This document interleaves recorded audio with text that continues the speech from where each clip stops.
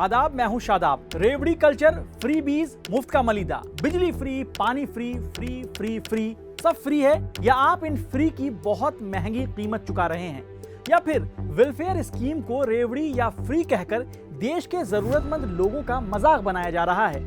बहुत कंफ्यूजन है ना? तो ये देखिए। आजकल हमारे देश में मुफ्त की रेवड़ी बांटकर कल्चर लाने की भरसक कोशिश हो रही है। ये रेवड़ी कल्चर देश के विकास के लिए बहुत घातक है। आपने ये सुन लिया, अब इन्हें सुनिए। प्रति माह 2500 रुपए हर महिलाओं को दिया जाएगा। यहाँ दिल्ली में सभी झुग्गी झोपड़ी क्लस्टर्स में न्यूट्रिशियस मील 5 रुपए में देने मुहैया कराने की व्यवस्था करेंगे। कल तक जिस वेलफेयर स्कीम को रेवड़ी कह रहे थे, अब उसी रेवड़ी को बांटने का वादा हर चुनाव में किया जा रहा है।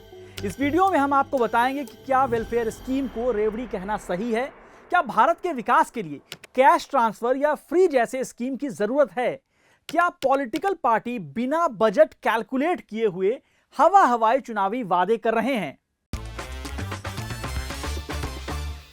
अगर आप मार्केट से खराब सामान लाते हैं तो उसे बदल देते हैं, नेता पसंद नहीं आता तो किसी और को वोट करते हैं, फिर खबरों के साथ ऐसा क्यों कर रहे हैं? टीवी स्टूडियो में चिक चिक, लड़ाई, गाली कब तक देखिएगा? ऐसी खबर देखिए, पढ़िए, जिससे देश और आपकी सोच का विकास हो। इसलिए क्विंट के मेंबर बनिए और सब्सक्राइब कीजिए। दिल्ली में विधानसभा चुनाव है और आम आदमी पार्टी से लेकर बीजेपी, कांग्रेस तीनों ही मुफ्त की कई योजनाओं के जरिए वोटर को लुभाने की कोशिश में है। ऐसे में सवाल है कि फ्री क्या है? जवाब है कुछ भी नहीं। जनता यानी आप और हम टैक्स देते हैं, बदले में राजनीतिक दल जो सत्ता में होती है वो अपनी सत्ता बचाने के लिए और देश के विकास के लिए वेलफेयर स्कीम के साथ साथ सड़क, बिजली, सुरक्षा देती है। आरबीआई ने 2022 में एक बुलेटिन में फ्री बीज का जिक्र किया था और इसे निःशुल्क दिए जाने वाले लोक कल्याण उपाय यानी public welfare measures provided free of charge के रूप में डिफाइन किया था। यहां आपको समझना होगा कि वेलफेयर और रेवड़ी में क्या फर्क है। रेवड़ी को ऐसे समझिए कि जैसे कोई मुखिया चुनाव जीतने के लिए कहे कि चुनाव जीतेंगे तो गांव के हर घर से एक आदमी को सरकारी नौकरी देंगे, हवाई अड्डा बनवाएंगे, बुजुर्गों को बीड़ी देंगे, महीने में 4 बोतल दारू देंगे, साड़ी बांटेंगे, कपड़ा बांटेंगे। लेकिन फ्री शिक्षा, फ्री इलाज, कम दाम में अनाज, महिलाओं को सैनिटरी पैड, स्कूल में मिड डे मील, ये सब रेवड़ी नहीं है। ये समाज के विकास का रास्ता है। साल 2006 में नीतीश कुमार ने बिहार में लड़कियों को स्कूल तक पहुंचाने के लिए साइकिल की स्कीम निकाली। उत्तर प्रदेश में अखिलेश यादव की समाजवादी पार्टी की सरकार पढ़ने वाले छात्रों को लैपटॉप दे रही थी। स्कूलों में मिड डे मील, इन सब स्कीम का मकसद बच्चों को एजुकेशन और ग्रोथ से जोड़ना था। वैसे ही बीजेपी की सरकार ने भी लड़कियों को कॉलेज जाने के लिए स्कूटी का वादा किया। आम आदमी पार्टी का मोहल्ला क्लिनिक, ये सब वेलफेयर स्कीम का हिस्सा है। तो फिर इसमें गलत क्या है? गलत है फंड की कमी होने के बाद भी वादों की लंबी लिस्ट, मिसमैनेजमेंट और योजनाओं का फायदा गलत लोगों को मिलना। मतलब अगर आपके पास पैसे हैं तो आप शिक्षा या हेल्थ पर ही सारे पैसे खर्च नहीं कर देंगे, और भी विकास के काम हैं।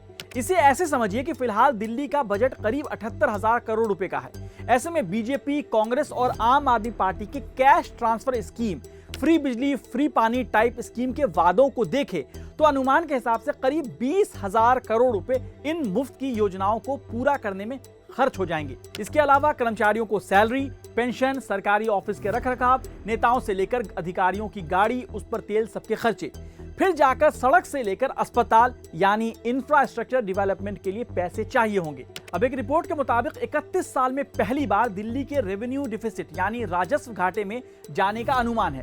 इसके लिए कैश ट्रांसफर जैसे स्कीम को जिम्मेदार माना जा रहा है। लेकिन यहाँ सवाल ये उठता है कि केजरीवाल ने महिलाओं के लिए 1,000 रुपए की स्कीम को 2100 रुपए करने का वादा किया है, तो बीजेपी ने भी तो 2500 रुपए का वादा किया है।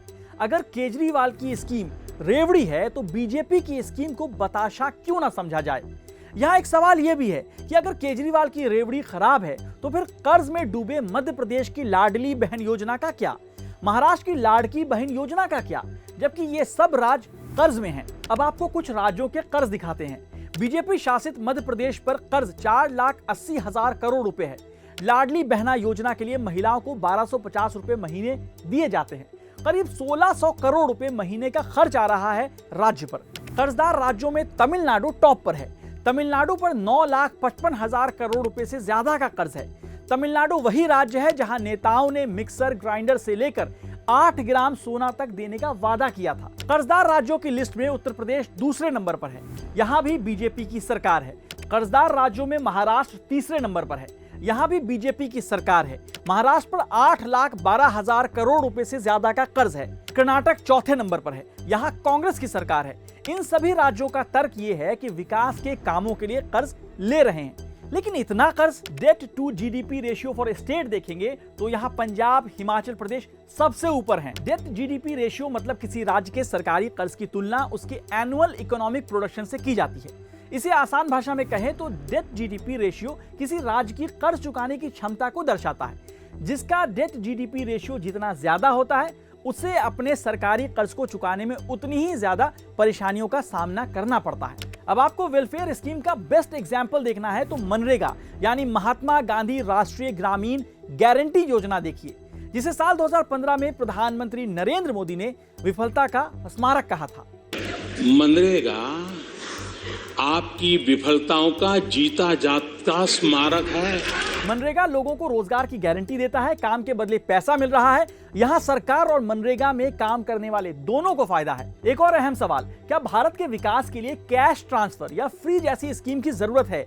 जवाब है हाँ, लेकिन चेक एंड बैलेंस के साथ। यूनिवर्सिटी ऑफ पेंसिल्वेनिया की एक स्टडी बताती है कि कैश ट्रांसफर प्रोग्राम्स के कई फायदे हैं जो लोगों के मेंटल एंड फिजिकल हेल्थ और साथ में आर्थिक हालात को बेहतर बनाने में मदद करते हैं। रिपोर्ट के मुताबिक जब लोगों के पास आर्थिक सुरक्षा होती है तो वो बेहतर तरीके से हेल्थ की देखभाल कर सकते हैं और इकोनॉमिक इनस्टेबिलिटी से होने वाले तनाव को कम कर सकते हैं। साथ ही कैश ट्रांसफर स्कीम गरीबी को कम करने में मदद करते हैं। लेकिन सवाल है कि क्या सरकार इन फ्री और कैश ट्रांसफर स्कीम के चुनावी शोर के बीच कई अहम स्कीम को भूल रही है? मई 2024 में तीसरी बार सत्ता में लौटने के बाद मोदी सरकार ने प्रधानमंत्री आवास योजना ग्रामीण के तहत घर बनाने के लक्ष्य को 1 करोड़ और प्रधानमंत्री आवास योजना शहरी के तहत 2 करोड़ बढ़ा दिया।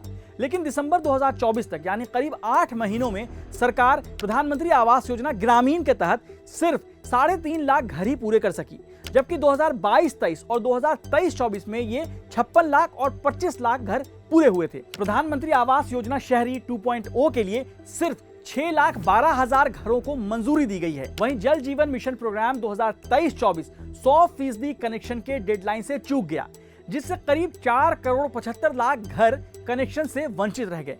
पहले 9 महीनों में सिर्फ 78 लाख कनेक्शन दिए जा सके, जो पिछले सालों के एवरेज करीब 2 से 3 करोड़ कनेक्शन के प्रगति दर से बहुत कम है। रोजगार से जुड़े 3 इंसेंटिव स्कीम, युवाओं को रोजगार, मैन्युफैक्चरिंग फर्म्स में रोजगार और दूसरे क्षेत्रों में रोजगार में भी काफी देरी हो रही है, क्योंकि सरकार ने अब तक इन योजनाओं को मंजूरी भी नहीं दी है। एक और स्कीम है 1000 ITI का अपग्रेडेशन, अभी भी सिर्फ कागजों में है। 1 करोड़ इंटर्नशिप देने वाली योजना को 1 लाख इंटर्नशिप वाले एक मामूली पायलट प्रोजेक्ट में बदल दिया गया। अब तक किसी भी एक्चुअल इंटर्नशिप को मंजूरी नहीं दी गई है। दिल्ली में बीजेपी कह रही है कि केजी से पीजी तक जरूरतमंद बच्चों को मुफ्त शिक्षा देंगे। आम आदमी पार्टी कह रही है कि स्कूलों में हम तो फ्री सबको पहले से ही एजुकेशन दे रहे हैं। लेकिन केंद्र सरकार के बजट 2024-25 को देखें तो भारत में शिक्षा पर बजट का सिर्फ 2.5% खर्च किया जा रहा है। केंद्र सरकार की नेशनल एजुकेशन पॉलिसी 2020 की सिफारिश है कि शिक्षा बजट जीडीपी का कम से कम 6% यानी 6% होना चाहिए। तो आखिर चुनावी फ्रीबीज के ऐलान से आगे बढ़कर सीधा शिक्षा बजट में ही बढ़ोतरी क्यों नहीं करते हैं?